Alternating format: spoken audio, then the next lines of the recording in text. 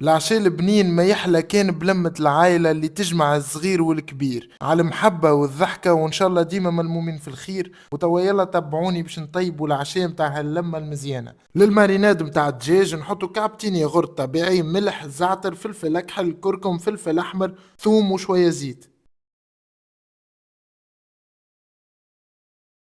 توا ناخدو دجاج فيرميي الذهبية متاع المزرعة اللي تعيش في الخضار وتاكل ماكلة 100% طبيعية، ولحمه بنين ويعمل الكيف.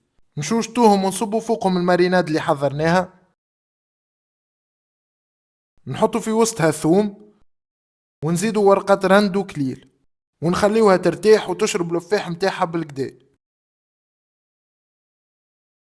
بعد نزيدوا 100 مليلتر ماء وندخلوهم للفور 170 درجة مدة ساعة ونص. توا ناخذوا كعبات بطاطا نصفوهم ونقصوهم ونرشوا شوية زيت زعتر وفلفل أحمر وشوية ملح، وندخلوهم للفور 170 درجة مدة 25 دقيقة. توا نقليو لي بولات اللي بالجبن متاع المزرعة طريين من داخل ويقرمشوا من برا ويذوبوا ذوبان في الفم.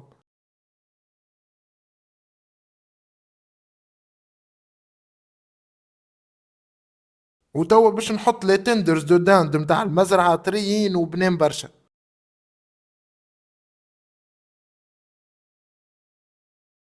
للسلطة نحطو روكيت تومات سوريز موتزاريلا سوريز، ونحطو البيكون دو بوف اللي باش يزيدها بنة على بنة، ونصبو فوقها شوية من دبس الرمان. وتوا باش نحضروا البلانش شاركوتري اللي نشيخوا عليها الناس الكل.